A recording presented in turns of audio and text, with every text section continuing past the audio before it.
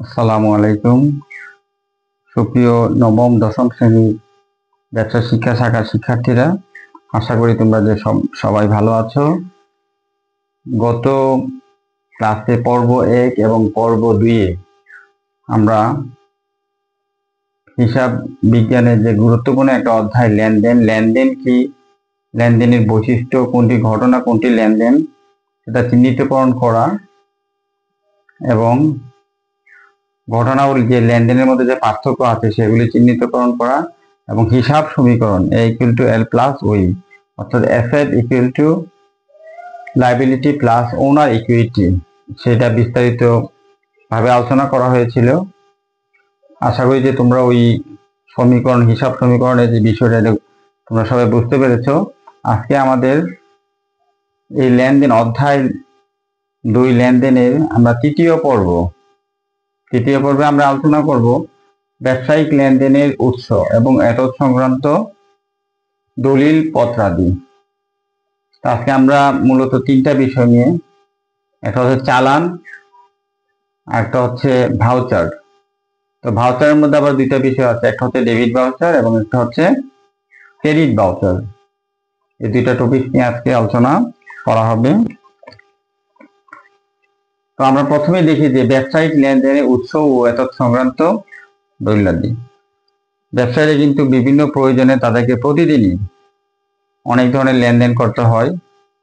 এই সমস্ত লেনদেন করার জন্য বা করার বিপরীতে কিন্তু তাদেরকে অনেক প্রমাণপত্র সংরক্ষণ করতে হয়। আর এই সমস্ত প্রমাণপত্র যদি সে সংরক্ষণ করে, তাহলে যে লেনদেনের যে সত্যতা সেটা কিন্তু সে নিশ্চিত করতে পারে, অর্থাৎ সে যে লেনদেনটা যে সংগৃহীত হয়েছে সেটা বুঝতে পারে এবং এটা সংরক্ষণ করতে পারে, এবং প্রতিষ্ঠানের যে কেউ সেই লেনদেন দেখে বুঝতে পারে যে এই লেনদেনটা কখন, কিভাবে, কার সাথে লেনদেনটা হয়েছিল, সেটা কিন্তু বোঝা যায়। এছাড়া একটা প্রতিষ্ঠানে কিন্তু অনেক ধরনের লেনদেন হয়, হাজার রকমের লেনদেন হতে থাকে। সব লেনদেনগুলি মুখস্থ রাখা কিন্তু সম্ভব হয় না, ঠিক না? তো এই যে বহুবিধ লেনদেনগুলি হয়, এই লেনদেনগুলি কিন্তু হিসাবের একটা বইয়ে লিখে রাখার প্রয়োজন হয়। যদি সে ঠিক মতো লিখে না রাখে, তাহলে কিন্তু বিভিন্ন ধরনের সমস্যা দেখা দিবে। অর্থাৎ কোনো একটা মানুষের পক্ষে তো মুখস্থ রাখা সবকিছু সম্ভব না, আর এই লেনদেনগুলি সঠিকভাবে লিপিবদ্ধ হবে না, ফলে প্রতিষ্ঠানের যে হিসাব সেটাও সঠিকভাবে করা যাবে না। এই জন্যই একটা প্রতিষ্ঠানে যে সমস্ত লেনদেন হয়, এগুলি উৎস এবং দলিল পত্রাদি কিন্তু তাকে যথাযথভাবে লিখতে হয় এবং এগুলি যথাযথভাবে সংরক্ষণ করতে হয়। তো এই সমস্ত যে লেনদেন হয়, এই সমস্ত লেনদেনের উৎস এবং এই সংক্রান্ত বিভিন্ন যে দলিলগুলি আছে, এগুলি সংরক্ষণ করা কিন্তু খুবই গুরুত্বপূর্ণ। এই সমস্ত দলিলের মধ্যে একটা হচ্ছে চালান, একটা হচ্ছে ভাউচার। ভাউচারকে আমরা আবার 2 ভাগে ভাগ করছি, একটা হচ্ছে ডেবিট ভাউচার, একটা হচ্ছে ক্রেডিট ভাউচার। তো আমরা একটা একটা করে আগে দেখি যে চালান কি।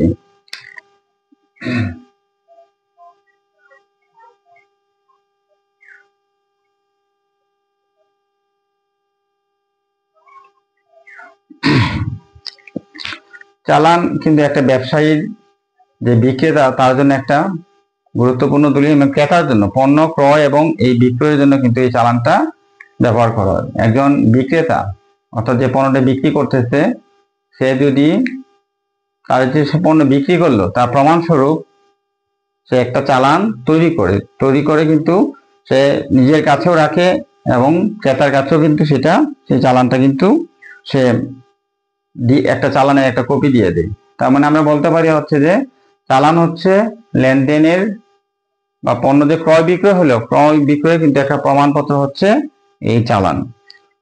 তো এই চালানটা কিন্তু তৈরি করে বিক্রেতা, এবং এটা তার কাছে একটা লিখিত দলিল, অর্থাৎ সে লিখিতভাবে সে এটা একটা হিসাব রাখতেছে যে সে ক্রেতাকে যে দিল এবং কি কোন পণ্য কত তারিখে, কত টাকায়, কত ডিসকাউন্টে বা কত বার্তায় বিক্রি করলো, বা কোনো শর্ত আছে কিনা, সবকিছু কিন্তু সে চালানে বিস্তারিতভাবে উল্লেখ থাকে। অর্থাৎ একটা চালানের মধ্যে সে কোন পণ্য বিক্রি করলো, তারপর কত দরে বিক্রি করলো, কত টাকায় বিক্রি করলো, মোট কত পরিমাণ টাকা হলো বিক্রি করে, তারপরে কোনো বার্তা দেওয়া হইলো কিনা সেই সম্পর্কে লিখিত থাকে। এবং যে টাকাটা, মোট টাকাটা থাকে, এটা কিন্তু অঙ্কে লিখতে হবে, আবার কিন্তু কথায়ও তাকে লিখতে হবে। তারপর বিক্রয়ের কোনো শর্ত আছে কিনা, অর্থাৎ সে যখন পণ্যটা বিক্রি করলো তখন ক্রেতাকে কি কোনো শর্ত দেওয়া হয়েছিল কিনা, এই ধরনের শর্ত কিন্তু সেই চালানে উল্লেখ থাকবে।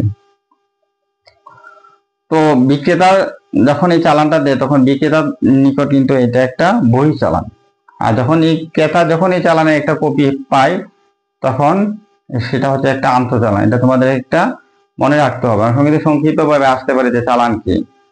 আমরা বলবো চালান হচ্ছে পণ্য ক্রয় বিক্রয়ের একটি প্রমাণপত্র বা প্রামাণ্য দলিল, সেটা বিক্রেতা সেটা ক্রেতাকে এই চালানের একটা কপি দিয়ে থাকে এবং সে নিজের কাছে সেই চালানের কপি একটা সংরক্ষণ করে, এবং চালানে সে কি মাল বিক্রি করলো, কত দরে বিক্রি করলো, কি পরিমাণ বিক্রি করলো, মোট কত টাকা বিক্রি করলো, এবং কোনো কারবারি বার্তা দেওয়া হলো কিনা বা কোনো বিক্রয় শর্ত আছে কিনা, এগুলি বিস্তারিতভাবে উল্লেখ থাকে। তারপর যখন বিক্রেতার নিকট এই চালানটা হচ্ছে কি বহি চালান, আর ক্রেতা যখন সে একটা কপি পায় চালানের, সেটাকে বলা হবে আন্তঃচালান। ঠিক আছে, ক্রয় চালান একটা হচ্ছে বিক্রেতার নিকট হচ্ছে একটা বহি চালান, আর ক্রেতার নিকট হচ্ছে এটা একটা আন্তঃচালান। বিক্রেতা এই চালান দেখে সেটা একটা বিক্রয় জাবেদা তৈরি করে, আর ক্রেতা কি করে এই চালানের কপি দিয়ে সে একটা ক্রয় জাবেদা তৈরি করে থাকে। তো আমরা একটা চালানের একটা নমুনা দেখবো যে কিভাবে একটা চালান তৈরি করতে হয়। চালানের একটা নমুনা তোমাদের পরীক্ষা কিন্তু এটা আসে, 4 মার্কে একটা প্রশ্ন আসতে পারে যে একটা চালান তৈরি করে দেখাও। ঠিক আছে, যে এত তারিখে লেনদেন দিয়ে একটি চালান তৈরি করো। তো একটা চালান কিভাবে তৈরি করতে হয় আমরা এখন এই বিষয়টাকে দেখবো, ছকের মাধ্যমে আমরা দেখাবো।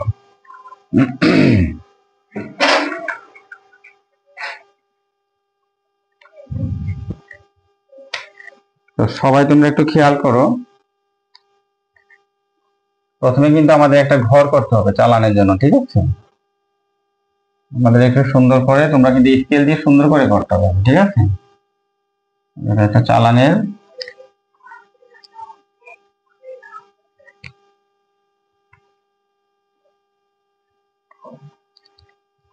আমরা যে বিক্রেতা তার নামটা কিন্তু এখানে লিখবো, কারণ চালানটা তৈরি করে কে, আমি আগেই বলছি যে চালান তৈরি করে কে, বিক্রেতা, অর্থাৎ যে পণ্যটা বিক্রি করে সে চালান তৈরি করে। আমি একটা নাম দিয়ে দিলাম যে যে বিক্রেতা তার নাম হচ্ছে সুমন ট্রেডার্স।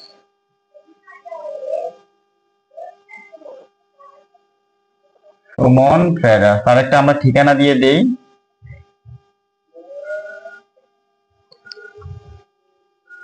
যে আশুগঞ্জ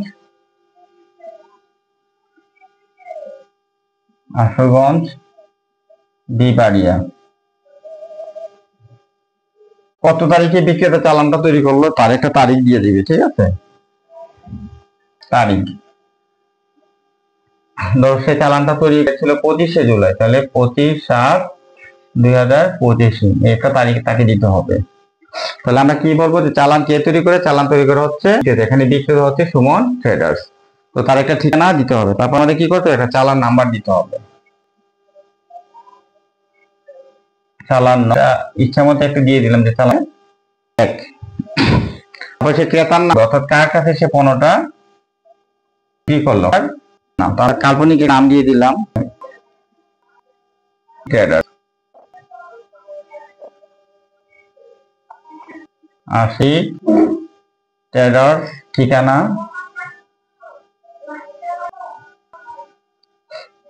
শ্রীমঙ্গল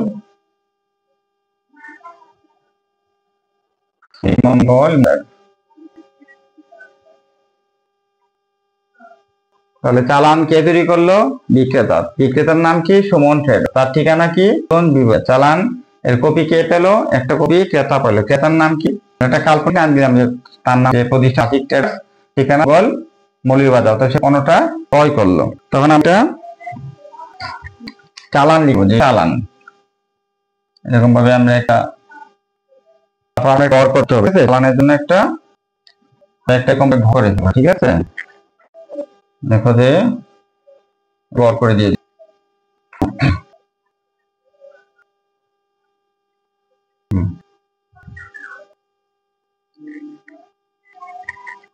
এখানে প্রথম ক্রমিক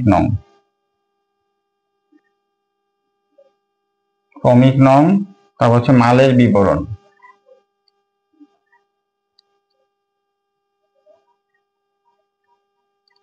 ক্রমিক নং মালের বিবরণ, অর্থাৎ কি মাল সে বিক্রি করছে। সুমন ট্রেডার্স কি মাল বিক্রি করলো সেটা। তারপর থাকবে যে দর, অর্থাৎ কত টাকা দরে সে বিক্রি করলো, কোনা দর টাকায়, ঠিক আছে। পরিমাণ, পরিমাণ, ঠিক আছে, এটা কেজি হইতে পারে, যে এত কেজি মাল বা এত টনও হইতে পারে। পরিমাণ আছে, আমরা লিখবো কি টাকার পরিমাণ।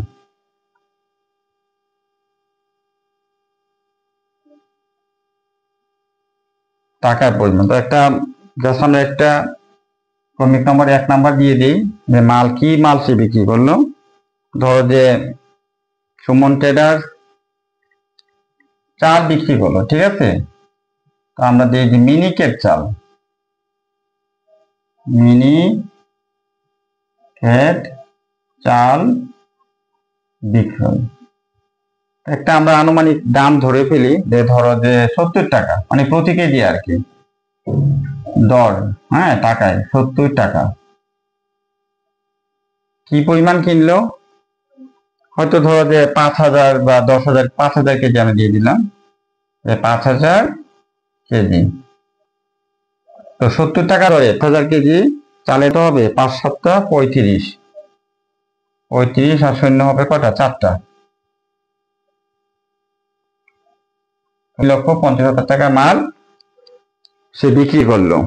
তো যদি কোনো ছাড় দিয়ে থাকে, ক্রেতার কাছে যদি কোনো ছাড় দিয়ে থাকে, তাহলে আমরা একটা ছাড় দিলাম, সেটা হচ্ছে যে কার বার্তা নামে আমি লাগবে, হ্যাঁ বাড়ি বার্তা। আর বাড়ি বার্তা কত আছে, ধরো যে 5% আমরা দাম বা 10% ধরে দিয়ে দিই, হিসাব করতে সুবিধা হবে, হ্যাঁ 10%। তো 3,50,000 টাকা 10% যদি বিক্রেতা ছাড় দিয়ে থাকে, তাহলে কত হবে, 35,000 টাকা।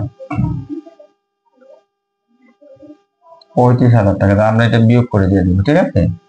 তো 3,50,000 থেকে যদি আমরা 35,000 টাকা বিয়োগ করে দিই, তাহলে কত হবে, 3,15,000 টাকা।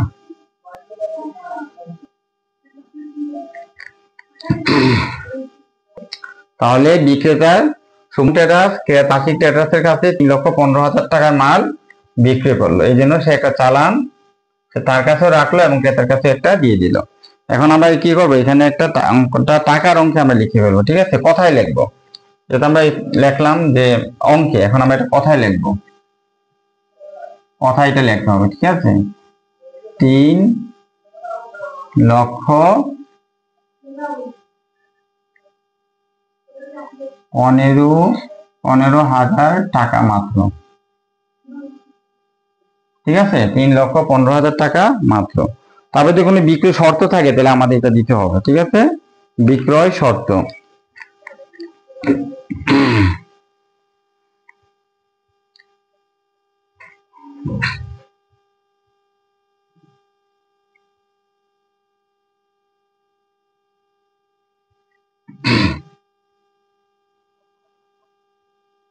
বিক্রয় শর্ত এরকম দিয়ে দিল যে 2,10 হইতে পারে, 2,10। তারপর ধরো যে একটা শর্ত দিল যে নিট 30, নিট 30। একটা দিল বিশেষ দ্রষ্টব্য, এরকম দিতে পারে যে বিশেষ দ্রষ্টব্য, যে লিখে দিবে যে ভুল ত্রুটি সংশোধন যোগ্য, ঠিক আছে। বিশেষ দ্রষ্টব্য ভুল ত্রুটি সংশোধন যোগ্য। আর এখানে বিক্রেতা একটা স্বাক্ষর দিয়ে দেবে, বিক্রেতার স্বাক্ষর, বিক্রেতার স্বাক্ষর, একটা স্বাক্ষর দিয়ে দিল, ঠিক আছে। সুমন লিখে একটা সে স্বাক্ষর দিয়ে দিল, বিক্রেতার স্বাক্ষর। আর ভুল ত্রুটি বিশেষ দ্রষ্টব্য কি, ভুল ত্রুটি সংশোধন যোগ্য। তাহলে বিক্রেতা কি করলো, একটা চালান তৈরি করলো, বিক্রেতার নাম কি, সুমন ট্রেডার্স। সে ক্রেতার কাছে কি পরিমাণ মাল বিক্রি করলো এটা দিয়ে একটা তৈরি করলো, সে টাকার অঙ্কে লেখলো এবং এটা কথায়ও লিখে দিয়ে দিল। তারপর সে একটা বিক্রয় শর্ত দিয়ে দিল। শর্তটা কি, যে 2,10 নিট 30। অর্থাৎ বিক্রেতা বলতেছে যে তুমি যদি 10 দিনের মধ্যে টাকাটা দিয়ে দাও, এই যে আমি 3,15,000 টাকা তোমার কাছে পাই, এটা যদি তুমি 10 দিনের মধ্যে দিয়ে দাও, তাহলে আমি তোমাকে আরো 2% টাকা কম রাখবো, 2% ডিসকাউন্ট রাখবো, ঠিক আছে।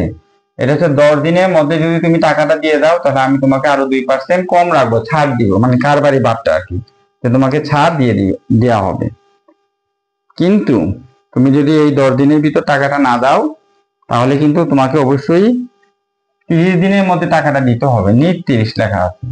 সেই ক্ষেত্রে কিন্তু তোমাকে কোনো আর ছাড় দেওয়া হবে না, অর্থাৎ তোমাকে 3,15,000 টাকাই দিতে হবে। আশা করি যে তোমরা বুঝতে পারছো। অর্থাৎ 10 দিনের ভিতরে যদি তুমি টাকাটা দিয়ে দাও তাহলে তোমাকে 2% আরো ডিসকাউন্ট দেওয়া হবে, ঠিক আছে।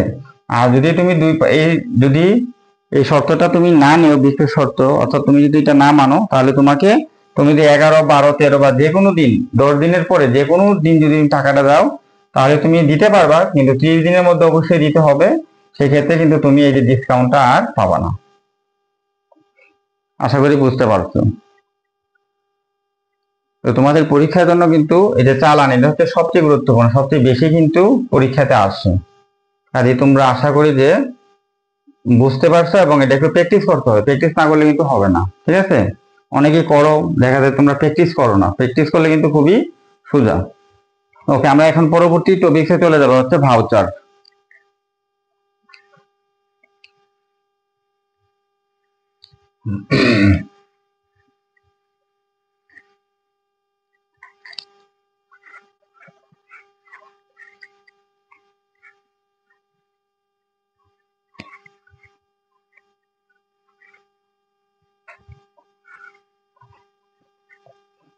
ঠিক আছে, আমাদের দ্বিতীয় টপিক কি দেখো, 2 নাম্বার হচ্ছে ভাউচার।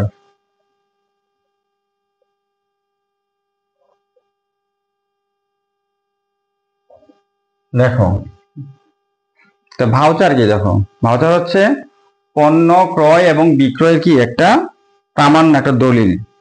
পণ্য ক্রয় বিক্রয়ের একটা কি প্রমাণপত্র। যেমন একজন বিক্রেতা কি পণ্য বিক্রয় করলো বা যে ক্রয় করলো, একজন একটি ব্যবসা প্রতিষ্ঠান পণ্য ক্রয় বা বিক্রয় করতে পারে, ঠিক আছে। এই বিক্রয়ের জন্য সে কি একটা প্রমাণপত্র হিসেবে সে একটা ভাউচার রেখে দিয়ে দেয়। তো বিক্রেতা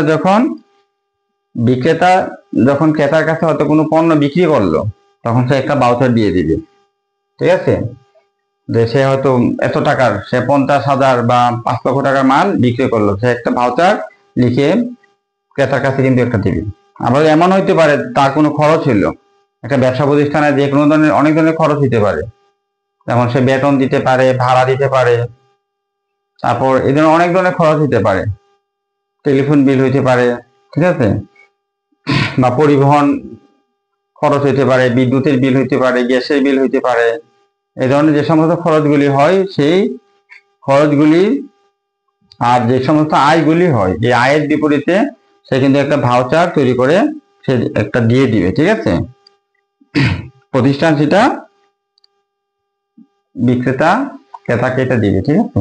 এটা ব্যয়ের জন্য হইতে পারে প্রতিষ্ঠানে, আবার আয়ের জন্য কিন্তু এই ভাউচারটা প্রদান করা হতে পারে। এই ভাউচার দেখো 2 ধরনের, একটা বলা হচ্ছে কি ডেবিট ভাউচার, একটা হচ্ছে ক্রেডিট ভাউচার। তো ডেবিট ভাউচার সবসময় মনে রাখবা যে পণ্য ক্রয় বা ব্যয়ের সাথে সম্পর্কিত, ঠিক আছে, এটা হচ্ছে ব্যয়ের সাথে সম্পর্কিত। আর ক্রেডিট ভাউচার হচ্ছে আয়ের সাথে সম্পর্কিত যতগুলি লেনদেন আছে, অর্থাৎ প্রতিষ্ঠানের যতগুলি ব্যয় হয় এই ব্যয়ের বিপরীতে সে ডেবিট ভাউচার তৈরি করে। আশা করি তোমরা একটু মনে রাখবা যে প্রতিষ্ঠানের যত ব্যয় হয় এই ব্যয়ের বিপরীতে পণ্য ক্রয় বা ব্যয়ের বিপরীতে সে ডেবিট ভাউচারটা তৈরি করে। আর ক্রেডিট ভাউচার কেন তৈরি করা হয়? পণ্য বিক্রয় অথবা আয়ের জন্য, যদি কোনো আয় হয় তাহলে সে ওই ক্রেডিট ভাউচার প্রদান করে থাকে।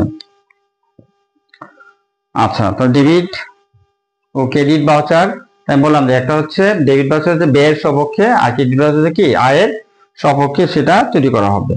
তো ডেবিট ভাউচার যখন সেটা তৈরি করে তখন কিন্তু সেই ডেবিট ভাউচারের যে সিরিয়াল অনুযায়ী সেটা সংরক্ষণ করে এবং নগদান বই বা ক্যাশ বই আমরা যেটা বলি, সেই ক্যাশ বইয়ের ক্রেডিট দিকে কিন্তু এটা লেখা হয়, ঠিক আছে। ডেবিট ভাউচারের হয়তো সে বেতন প্রদান করলো, ভাড়া দিল বা বিদ্যুৎ বিল প্রদান করলো, তখন সে নগদান বইয়ে ক্রেডিট দিকে সেগুলি দেখাবে, যত ধরনের ব্যয় হয় সব ক্রেডিট দিকে।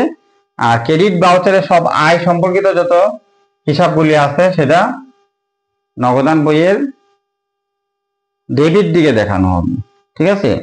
তো তোমরা যদি নগদান বই কিভাবে এটা দেখানো হয় সেটা পৃষ্ঠা 114-তে দেখবা দেওয়া আছে, 114 এবং 115 পৃষ্ঠায়। ঠিক আছে, এটা বের করে তোমরা দেখতে পারো। পৃষ্ঠা 114 আর হচ্ছে 115 পৃষ্ঠায় দেখো যে ভাউচার নাম দেওয়া আছে। দেখো নগদান বইতে ভাউচার নাম্বার দেওয়া আছে, এবং যত ব্যয়ের জন্য কিন্তু ক্রেডিট সাইডে যত ব্যয়ের যত খাতগুলি আছে সব ক্রেডিট দিকে দেওয়া আছে, আর যত আয়ের যত খাতগুলি আছে এগুলি সব ডেবিট দিকে দেওয়া আছে। তোমরা একটু নগদান বইয়ের এই পৃষ্ঠা দুইটা একটু দেখে নিও, তাহলে আর একটু বুঝতে পারবে। তো আমরা এখন একটা ডেবিট ভাউচার একটা নমুনা আমরা দেখবো। ঠিক আছে, যে ডেবিট ভাউচার কি আসলে কিভাবে তৈরি করতে হয় তার একটা নমুনা আমরা এখন এটা তৈরি করে তোমাদেরকে দেখাচ্ছি। ঠিক আছে, দেখো ডেবিট ভাউচার।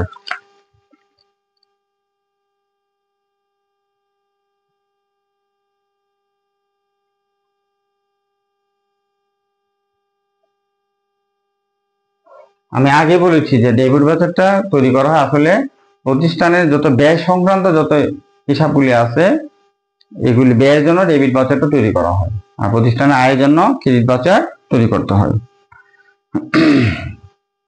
তো আমি একটা নমুনা দিই যে দেখো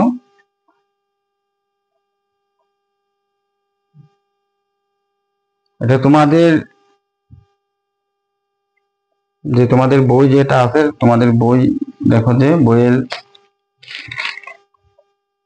17 পৃষ্ঠা দেখো দেওয়া আছে এটা। ঠিক আছে, পৃষ্ঠা 17 বের করলে কিন্তু এটা পাবে তোমরা ডেবিট ভাউচার পৃষ্ঠা 17।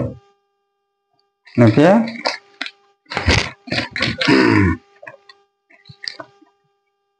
আমি একটা নমুনা করে দেখাচ্ছি যে কিভাবে একটা ডেবিট ভাউচার তৈরি করতে হয়। তোমরা প্রথমে এরকম ভাবে একটা ঘর তৈরি করে নেবে। ঠিক আছে, তারপর এখানে প্রতিষ্ঠানের নাম দিয়ে দিবে যে ডেবিট ভাউচারটা তৈরি করলো। ঠিক আছে, যে সুমন ট্রেডার্স, তারপর তার ঠিকানাটা দিয়ে দিবে। আর আমি একটা ঠিকানা দিয়ে দিলাম, কাল্পনিক ঠিকানা যে শ্রীমঙ্গল মৌলভী বাজার। যে ডেবিট ভাউচার তৈরি এবং প্রতিষ্ঠানের নাম লিখলাম, তারিখ দিতে হবে যাতে এটা তৈরি করা হয়। ধরো আমরা 25 তারিখে তৈরি করা হলো, 25/7/2000। তারপর আমরা কি বলবো যে গ্রহণ এই ডেবিট ভাউচারটা যে গ্রহণ করলো তার নামটা আমরা লিখবো। ঠিক আছে, গ্রহণকারী নাম। তাহলে আমরা একটা কাল্পনিক নাম দিয়ে দিলাম যে আশিক ট্রেডার্স। তারপরে আমরা ঠিকানা দিয়ে দিব, ঠিকানা আম্বরখানা সিলেট। ঠিক আছে, আম্বরখানা সিলেট। আমরা যে ভাউচারটা যে গ্রহণ করলো ঠিক আছে তার নাম আমরা দিয়ে দিলাম আম্বরখানা সিলেট।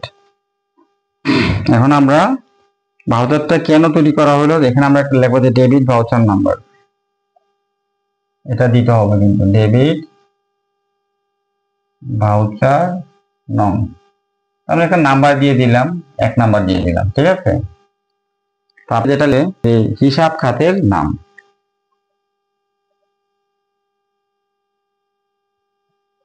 হিসাব খাতের নাম বেতন, অর্থাৎ সুমন ট্রেডার্স আশিক ট্রেডার্স এর গ্রহণকারীর নাম আমরা প্রতিষ্ঠানের নাম দিয়ে একটা ব্যক্তির নাম দিয়ে দিই। ঠিক আছে, যেমন আশিক চৌধুরী। ঠিক আছে, আশিক চৌধুরী। আশিক চৌধুরীকে সে কি করলো, বেতন পরিশোধ করলো। তো বেতনের জন্য কি করছে, সুমন ট্রেডার্স তাকে একটা ভাউচার দিচ্ছে। তো বেতন একটা ব্যয়, আমরা তো সবাই জানি যে বেতন একটা ব্যয়, এই জন্য ব্যয় সংক্রান্ত যত হিসাব খাত আছে এই জন্য কোন হিসাব করা হয়, ডেবিট ভাউচার এগুলো দেখানো হয়। তারপর আমরা একটা গড় করব, এরকম ভাবে একটা গড় করতে হবে। ঠিক আছে, ক্রমিক নং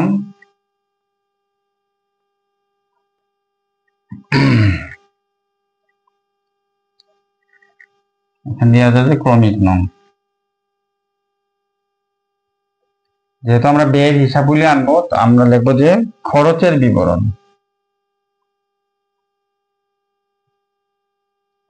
খরচের বিবরণ, তারপর এখানে আমরা লিখবো যে টাকার পরিমাণটা। ঠিক আছে, তো 1 নাম্বার আমরা দিয়ে দিলাম। তো আমরা বললাম কি হিসাব খাতের নাম কি বেতন, তাহলে লিখবো আমরা যে বেতন প্রদান। বেতন প্রদান, তো কত টাকা বেতন প্রদান? ধরো যে 30,000 টাকা, আমরা এই করে লিখে ফেলবো কত, 30,000 টাকা। আরো যদি কোনো ব্যয় হিসাব থাকে, হ্যাঁ, তাহলে আমরা ওইটা লিখবো। তো আমরা ধরলাম যে সুমন ট্রেডার্স বেতন বাবদ 30,000 টাকা দিল, কাকে দিল? যে আসিফ চৌধুরীকে। তো আমরা এটা এখন হিসাবটা করে ফেলবো। ঠিক আছে, এই দেখো এখানে একটা লেনদেন হচ্ছে, এটা হচ্ছে 30,000 টাকা। এটা আমরা এখানে ক্লোজ করে দিয়ে দিব। এখন আমরা কি করব, এটা কথায় লিখবো যে 30,000 টাকা মাত্র। তারপর এখানে কিছু 4টা সিগনেচার আছে। ঠিক আছে, 4 ধরনের স্বাক্ষর দিতে হবে। একটা হচ্ছে কি ক্যাশিয়ারের স্বাক্ষর, এখানে হবে ক্যাশিয়ারের স্বাক্ষর। তারপর আসবে কি হিসাব রক্ষকের, হিসাব রক্ষকের স্বাক্ষর এখানে আসবে। তারপর আসবে হচ্ছে ব্যবস্থাপকের স্বাক্ষর,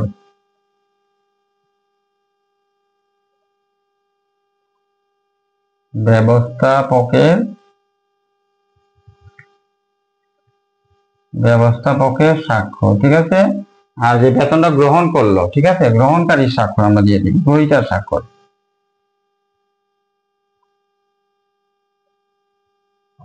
তাহলে এটা প্রমাণ হিসেবে থাকলো যে গ্রহীতা যে বেতনটা গ্রহণ করলো, সে যে বেতনটা নিল 30,000 টাকা, সে একটা এখানে স্বাক্ষর দিয়ে দিল। ঠিক আছে, আসিফ চৌধুরী সে একটা স্বাক্ষর দিয়ে দিল।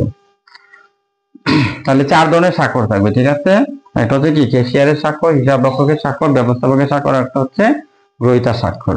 তাহলে দেখো ডেবিট ভাউচারে সবসময় কি করা হয়, যত ব্যয় সংক্রান্ত যে হিসাবগুলি আছে, ব্যয় সংক্রান্ত যে হিসাবগুলি হয়, এইগুলির জন্য কিন্তু ডেবিট ভাউচারটা তৈরি করা হয়। ঠিক আছে, তা আমরা বুঝতে পারলাম। এখন আমরা দেখবো যে ক্রেডিট ভাউচার।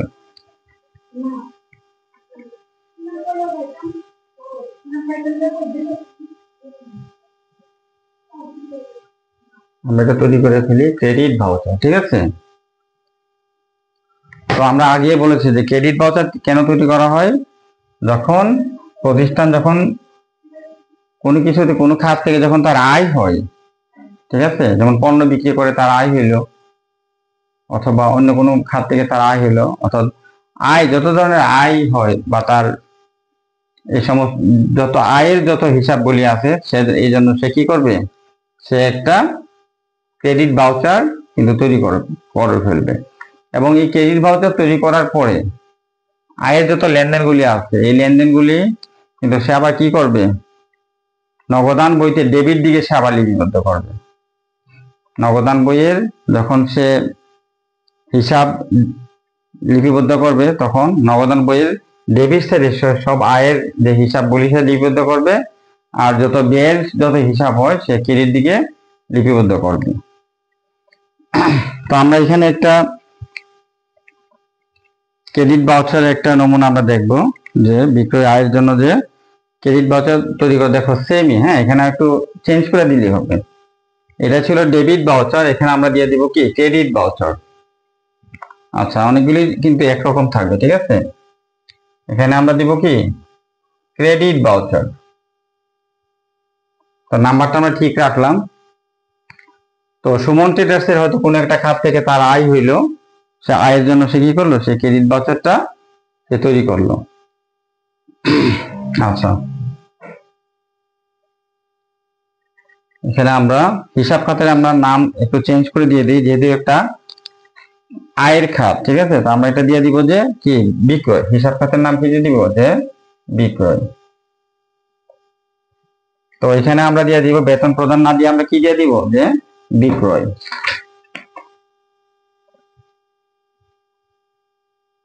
এটাকে আমি শুধুমাত্র চেঞ্জ করে দিয়ে দিই। 1 নাম্বার হচ্ছে বিক্রয়। তো বিক্রয় করলে কি আমরা জানি আয় হয়। ধরো যে বিক্রয় বাবদ তার আয় হিসেবে কত, 3 লক্ষ টাকা। তো এখানে সেই 3 লক্ষ টাকা দিয়ে দিলাম, ঠিক আছে।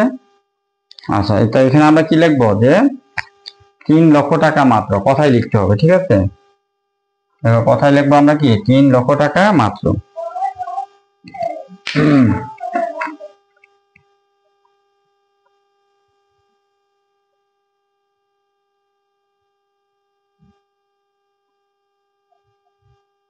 3 লক্ষ টাকা মাত্র, অর্থাৎ সুমন ট্রেডার্স প্রতিষ্ঠান সে কত টাকা মাল বিক্রি করলো, সে 30,000 টাকা, ধরো যে 3 লক্ষ টাকা মাল বিক্রি করলো। তো কার কাছে বিক্রি করলো, ধরো যে আমি একটা কাল্পনিক নাম দিয়ে দিলাম, ধরো যে Ashiq traders. Ashiq traders, Ashiq traders ঠিকানা কোথায়, যে আম্বরখানা, সিলেট।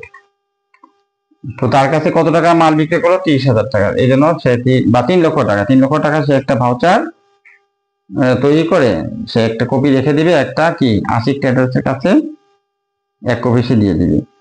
এবং এই টাকাটা সে কথায় লিখবে, এবং কেশিয়ারের স্বাক্ষর, হিসাব রক্ষকের স্বাক্ষর, ব্যবস্থাপকের স্বাক্ষর এবং গ্রহীতার স্বাক্ষর, ঠিক আছে, সবগুলি কিন্তু দিতে হবে ঠিক আগেরটার মতো। আগে যেরকম 4টা স্বাক্ষর ছিল, এখানেও কিন্তু 4টা স্বাক্ষর তাকে দিতে হবে।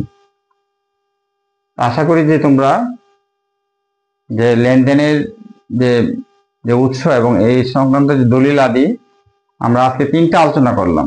একটা হচ্ছে চালান, একটা হচ্ছে বাউচার, বাউচার আবার 2টা দিক আছে, একটা হচ্ছে ডেবিট বাউচার এবং ক্রেডিট বাউচার। আশা করি যে তোমরা অবশ্যই এগুলি একটু প্র্যাকটিস করতে হবে, কারণ প্র্যাকটিস না করলে কিন্তু তোমরা এগুলি ভুল লাগাই ফেলবে, ঠিক আছে। যে ঘরটা কিভাবে করতে হয়, তারপর কোন খাতে কোনটা কি লিখতে হয়, এগুলো যদি প্র্যাকটিস না করো তাহলে কিন্তু পাবে না। কাজেই তোমরা আশা করি যে এগুলি তোমরা নিজে নিজে প্র্যাকটিস করবে। বই আছে, বোর্ডে যে বিভিন্ন প্রশ্ন আছে, এগুলি থেকে মাঝে মধ্যে একটু প্র্যাকটিস করতে হবে, তাহলে দেখবে যে হিসাব বিজ্ঞান কিন্তু তোমাদের কাছে অনেক সহজ লাগবে।